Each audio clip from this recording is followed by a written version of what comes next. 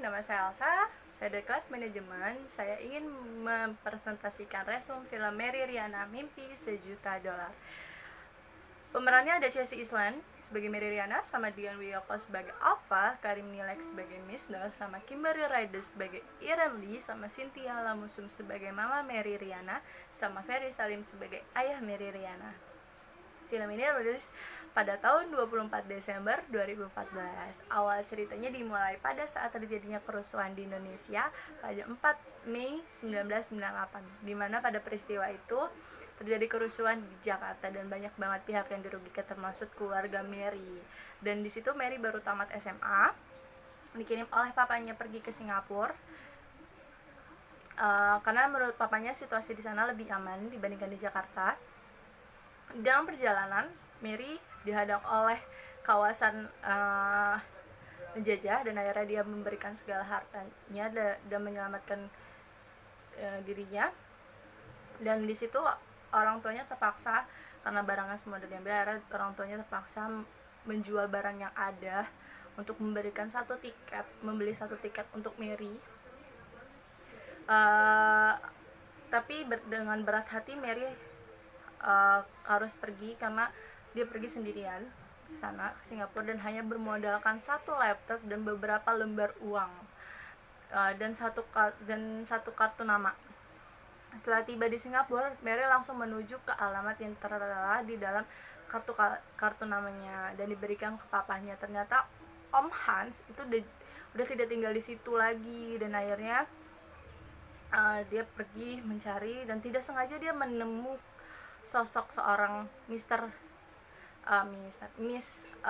Nur yang baik hati dan memberikan izinnya untuk mengakses internet dengan akun miliknya. Mary pun segera memberikan kabar kepada orang tuanya yang ada di Jakarta, dan gak cuma itu, dia juga mengabarkan temennya yang dulu SMA, yaitu bernama Irene, yang kuliah juga di Singapura.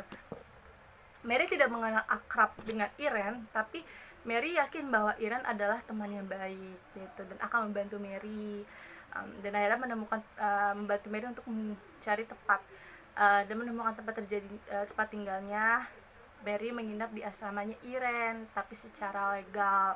Karena perbuatannya itu melanggar aturan, akhirnya Mary harus diusir dari asrama Irene. Mencoba untuk bernegosiasi dengan pihak kampus agar Mary tetap tinggal di sana, tapi tidak bisa karena ada syaratnya, yaitu tinggal di sana dengan sebagai Mary menjadi mahasiswa di kampus tersebut gitu. Mary harus melewati tes, Mary harus memiliki kegigihan dan kepintarannya, akhirnya lolos dalam seleksi ujian tersebut. Dan selesai ujian, akhirnya Mary harus membayar biaya sebesar $40. Salah satu harapan Mary adalah mengambil student loyan yang hanya bisa didapat jika ada yang menjadi penjamin, karena tidak punya kerabat. Akhirnya Mary mencari dan akhirnya Irene mengenalkan seniornya yang bernama Alpha, dan Alpha bersedia menjadi penjamin bagi Mary dengan berbagai syarat. Salah satunya adalah menyuruh Mary untuk mencari pekerjaan sambilan. Gitu. Mary sadar dengan kondisi yang dialami saat ini, dia harus mandiri. Gitu. Dia mencari pekerjaan, dan ternyata mencari pekerjaan itu tidak mudah. Setelah dia penolakan dari beberapa tempat kerja, Mary akhirnya diterima di organisasi sosial dan penyebaran brosur gitu. Dia juga sempat jadi cleaning service. Dia juga sempat menjadi penjaga wahana. Dia juga sempat bisa bisnis online gitu, bermain saham. Terus pada akhirnya Mary bekerja di suatu perusahaan asuransi sebagai agen. Berjalannya waktu, Mary mendapatkan nasabah yang bernama Nur, seorang janda yang dermawan. Mary ternyata sebelumnya udah kenal nih sama Nur, yang sempat dia pas datang ke Singapura dia memberikan akses internet.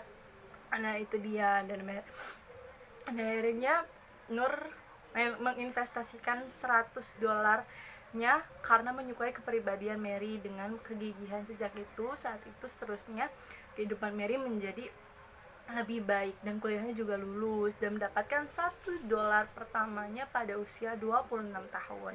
Recommended banget tentunya untuk apa? Recommended banget sumpah film ini. Tentu untuk siapa aja yang memiliki usaha, mulai usaha. Untuk menurut saya dengan tayangan seperti ini adalah contoh yang layak dilestarikan di tengah ramainya film-film tanpa nasihat moral dan komedi-komedi garing. Saya sengaja tidak memberikan banyak spoiler agar siapapun yang membaca resume ini bisa meresensi saat kamu nonton gitu, tertarik untuk nonton. Nah, pesan moral yang ada di film tersebut menurut saya adalah sikap Mary Riana yang pantang menyerah dan gigih, selalu berusaha keras karena menurut dia kegagalan merupakan teman sejati seseorang untuk menuju kesuksesan.